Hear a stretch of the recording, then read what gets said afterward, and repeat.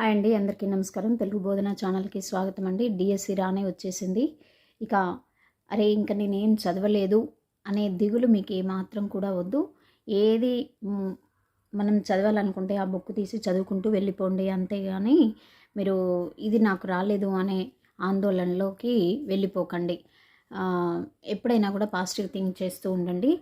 చాలా బాగా రాస్తూ ఉంటారు. ఎగ్జామ్ రాసే ముందు కూడా మీరు 2 నిమిషాలు ధ్యానం చేసుకొని ఎగ్జామ్ పేపర్ చదవడం మొదలుపెట్టండి. క్వశ్చన్ మంచిగా అర్థం చేసుకోండి.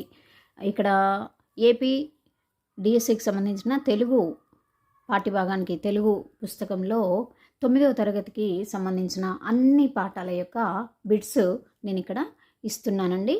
మరి ఇక్కడ చూద్దాము. డైరెక్ట్ ఆన్సర్ చెప్తున్నానండి మీకు, టైం వేస్ట్ కాకుండా చదువుకుంటూ వెళ్ళిపోండి. ఎండ్లూరి సుధాకర్ రాసిన ఆత్మకథ పాఠ్యభాగం ఏ ప్రక్రియకు చెందింది? వచన కవిత. ఎండ్లూరి సుధాకర్ రాసిన ఆత్మకథ అనేది వచన కవిత. డేవిడ్ లివింగ్స్టన్ పర్యావరణ కవిత్వం ఆధారంగా రాసిన పాఠ్యభాగం ఏది? ఆకుపచ్చ శోకం. డేవిడ్ లివింగ్స్టన్ అనగానే ఆకుపచ్చ శోకం అనేది గుర్తుకు రావాలండి. అనువాద పద్ధతిలో శైలిలో తర్వాతి కవులకు మార్గదర్శి నన్నయ్య భట్టు గారు తన తర్వాత వచ్చినటువంటి కవులందరికీ కూడా మార్గదర్శకుడు అయ్యాడు, ఆది కవి కాబట్టి. ఇక్కడ సుతజల పూరితంబులగు నూతులు నూతిటి కంటే సూనృతవత యొక్క బావి మేలు అనేది ప్రసిద్ధ పద్యం ఏ గ్రంథంలో నుండి గ్రహించడం జరిగింది? ఇక్కడ నన్నయ్య భారతం ఆది పర్వంలో చతుర్దశ్వాసం నుండి గ్రహించబడింది. ఆది పర్వంలోని 4వ భాగం నుండి నన్నయ్య రాసిన భారతంలో నుండి గ్రహించబడింది. నుతజలపూరితంబు అనే పద్యపాదాలు. అసత్యము అబద్ధము అనే పర్యాయ పదాలు వచ్చే పదం బొంకు పర్యాయపదం. బొంకు అనే పదానికి పర్యాయ పదాలు అసత్యము అబద్ధము. ఇక్కడ త్యాగశీలి అనే పదానికి విగ్రహవాక్యం సమాసం. త్యాగం అనే శీలముగా కలవాడు. కలదే కలవాడు వస్తే ఇక్కడ ఏమవుతుంది? బహువ్రీహి సమాసం వస్తుందండి.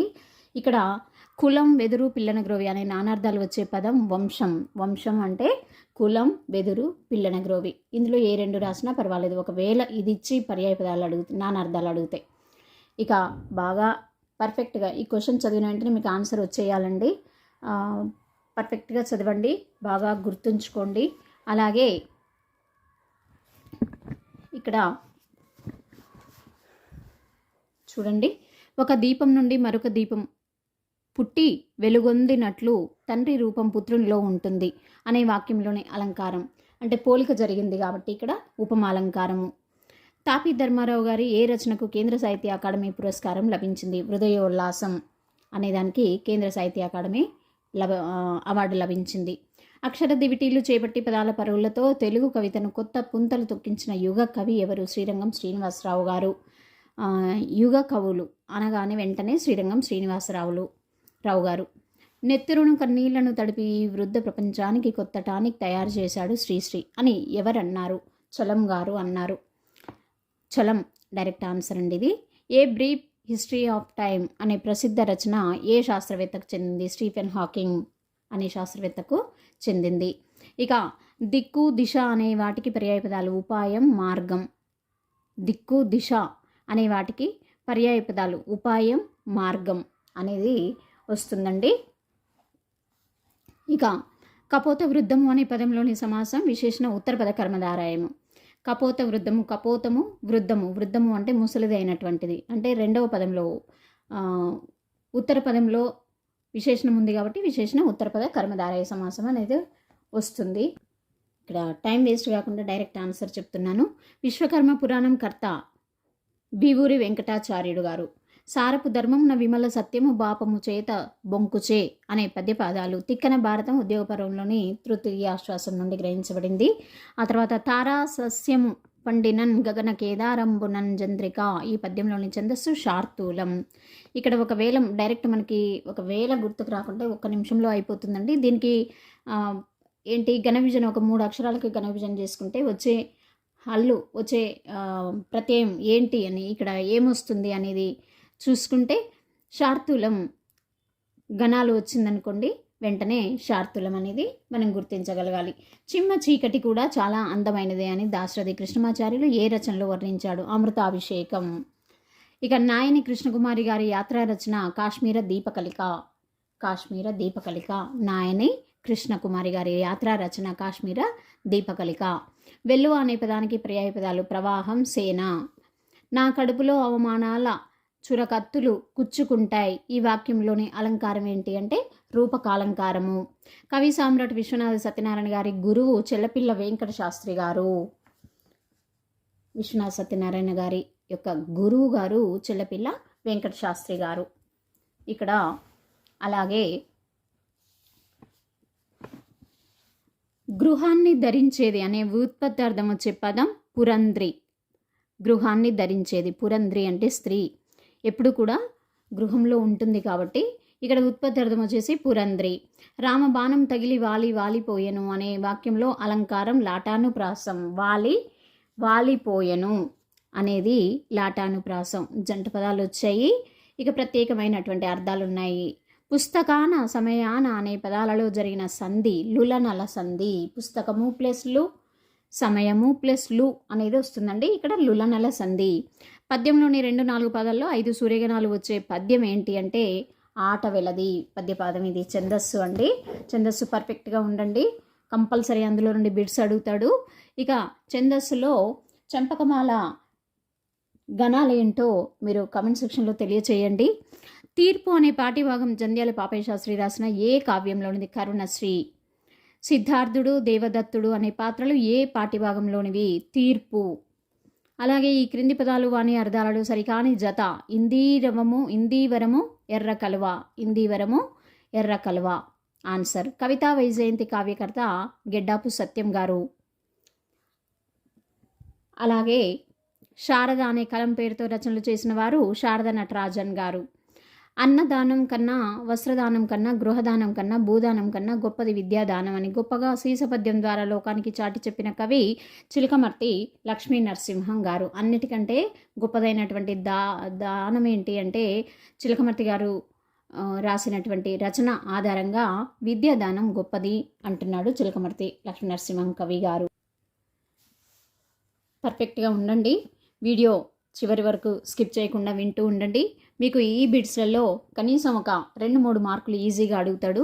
పెంకుటిల్లు, పొదరుటిల్లు అనే పదాలలో జరిగిన సంధి రూపం టుగాగమ సంధి. ఇక్కడ చూడండి, పెంకుటిల్లు, పొదరుటిల్లు.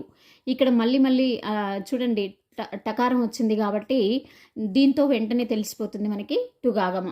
ఈ క్రింది వాటిలో ప్రముఖులు వారి ఆత్మకథలను జతపరచండి. 4th ఆన్సర్ వస్తుందండి. A2 అంటే నా ఎరుక అనేది ఆదిభట్ల నారాయణ దాస్ గారు. ఇక్కడ 4 ప్రశ్నలకి జవాబులు మీకు వచ్చినట్టే అండి. అలాగే B1 అంటే పంజారి షేక్ నాజర్ గారు. C4 నేను నా దేశం అనేది దర్శి చెంచయ్య గారు. D3 అంటే నా అంతరంగ కథనం అనేది ఇక్కడ బుచ్చిబాబు గారు రాయడం జరిగింది. ఇలాంటివి బాగా పర్ఫెక్ట్గా ఉండాలండి. కన్ఫ్యూజ్ అవ్వద్దు. ఇక ఒక్కొక్కసారి క్వశ్చన్లో కూడా మనం కన్ఫ్యూజ్ చేసే అవకాశం ఉంటుంది. ఒక క్వశ్చన్ని ఒక 2-3 సార్లు చదువుకొని మైండ్కి వెంటనే ఆన్సర్ వచ్చేలా మీరు ప్రయత్నం చేయండి. క్రింది వాణిలో కొడవటిగంటి కుటుంబరావు గారు రచించిన నవల కానిది. ఇందాకే చెప్పాను కదా, నవల అనేది వెంటనే మనం చదువు అని పెడతాం. ఇక్కడ క్వశ్చన్లో ఏమడిగాడు? కుటుంబరావు గారు రచించిన నవల కానిది అన్నాడు. కానిది అన్నాడు. ఇక్కడ ఇట్లాంటి సందర్భాలే మనకు మార్కు పోయే అవకాశం ఉంటుంది కాబట్టి ఇక్కడ జాగ్రత్తగా గమనించుకోవాలి. అద్దె కొంప ఇవన్నీ కూడా అతని రచనలు. ఇక కానిది అంటే మాత్రం అద్దె కొంప. శ్రీపాదవారి వచనం తెలుగు వారికి తెలుగుతనానికి నారాయణ కవచము అని శ్రీపాద సుబ్రహ్మణ్య శాస్త్రిని కీర్తించిన వారు మల్లాది రామకృష్ణ శాస్త్రి గారు. శ్రీపాద సుబ్రహ్మణ్య శాస్త్రి రాసిన రచనలో నాటకం కానిది, శ్మశాన వాటిక కానిది అంటున్నాడండి. ఇట్లాంటి ప్రశ్నలు బాగా వస్తాయి, గమనించుకోండి. పద్య కవిత ప్రాభవానికి ఎదురొడ్డి తెలుగు సాహిత్యాన్ని ఆధునిక వచన రచన వైపుకు చేయి పట్టి నడిపించిన వైతాళికుడు శ్రీపాద సుబ్రహ్మణ్య శాస్త్రి గారు. క్రింది వాణిలో అనునాసిక సంధికి ఉదాహరణ కానిది అంటున్నాడు. కానిది. సచ్చరిత్ర. ఇక్కడ చూడండి, ఆయన ఏంటి? ఇప్పుడు ఒకవేళ ఉదాహరణ ఆయన ఏంటి, మిగతా 3 ఇవి మనకు సంధి గురించి అడిగినప్పుడు యూజ్ అవుతాయి. అనునాసిక సంధికి ఉదాహరణలు రాన్మణి, వాంగ్మయం, జగన్నాటకం. ఇక్కడ కానిది అన్నాడు కాబట్టి సచ్చరిత్ర. ఇలా గుర్తుపెట్టుకోండి. ఈ దగ్గరకు వచ్చింది డిఎస్సి కాబట్టి ఇలాంటి టైంలో ఏమైనా బిట్స్ మాత్రమే, మల్టిపుల్ చాయిస్లో ఆన్సర్ మాత్రమే మనం గుర్తించగలగాలి. ఇక ఏదో చదువుకుంటూ పోతే మాత్రం మనకి టైం వృధా అవుతుంది. తక్కువ సమయంలో ఎక్కువ బిట్స్ చదివే ప్రయత్నం చేస్తూ ఉండండి.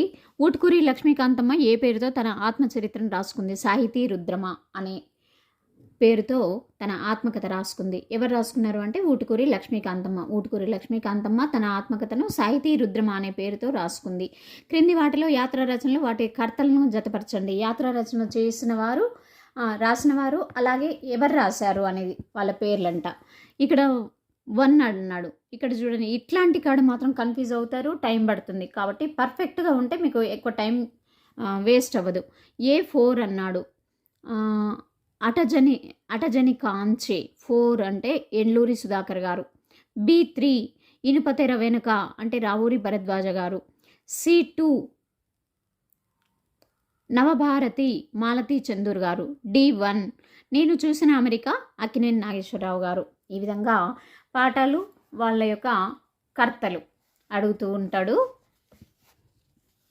ఇక్కడ 42వది నా విదేశీ పర్యటన అనుభవాలు. ఎవరి యాత్ర రచన? ఊటుకూరి లక్ష్మీకాంతమ్మ గారి రచన. పూరిత సద్గుణంబుగని పుణ్యునకి చుట్టక రూప సంపదల్ అనే పద్యం భాస్కర శతకం నుండి గ్రహించబడింది. అవధాన దీపిక, అవధాన కౌముది, అవధాన వసంతము అనే ప్రసిద్ధ రచనలు రాసిన అవధాని ఎవరు? ఆశావాది ప్రకాశరావు గారు. నాకు కొంచెం నమ్మకం ఇవ్వు, కొండలు పిండి కొట్టేస్తాను, చితికిన టొమాటో లాంటి సూర్యుణ్ణి, ఆరిన అప్పడం లాంటి చంద్రుణ్ణి అనే ప్రసిద్ధ వచన కవితను ఎవరు రాశారు? ఆలూరి బైరాగి గారు రాశారండి. ఇలాంటి రచన సూర్యచంద్రుల గురించి ఆలూరి బైరాగి గారు రాయడం జరిగింది. క్రింది వాటిలో పింగళి బాలాదేవి రచన కానిది? చంద్రగ్రహణం రచన కానిది. ఇట్లాంటి క్వశ్చన్లో మీరు ఏమాత్రం 1 బిట్ కూడా మీకు మార్కు పోకుండా చూసుకోండి జాగ్రత్తగా. మీ చేతుల్లోనే ఉంది, మీ మైండ్లోనే ఉంది ఇలాంటి ఆలోచన. మంచు కొండలలో ముంచే మంచును తట్టుకుంటూ సైనికులు పహారా కాస్తున్నారు అనే వాక్యంలోని అలంకారం స్వభావోక్తి అలంకారం. వాళ్ళ యొక్క నిజమైన స్వభావాన్ని తెలియజెప్పాడు కాబట్టి స్వభావోక్తి అలంకారం. క్రింది వాటిలో సాంఘిక నాటకాలు కర్తలను జతపరచండి. ఇక్కడ ఆన్సర్ వచ్చేసి 1 అండి. A3 కీర్తిశేషులు బమిడిపాటి రామగోపాలం గారు. సాంఘిక నాటకాలు కర్తలు అడుగుతున్నాడు. ఇక్కడ చూడండి, A3 అంటే కీర్తిశేషులు అనేది బమిడిపాటి రామగోపాలం గారు రాశారు. B4 నిజం అనేది రాచకొండ విశ్వనాథ శాస్త్రి గారు. C1 పాలేరు బోయి భీమన్న గారు రాశారు. D2 అంటే కప్పలు అనేది ఆత్రేయ గారు రాయడం జరిగింది. ఇక ఇక్కడ వచ్చేసి కింది తనకెళ్ళ భరణి రాసిన నాటకాలు కానివి అంటున్నాడు. చూడండి జాగ్రత్తగా, కానివి అంటున్నాడు. అగ్గిపుల్ల, ఆత్మహత్య, నక్షత్ర, దర్శనం ఇవి ఆయన యొక్క తనకెళ్ళ భరణి గారు రాసిన నాటకాలు కావు.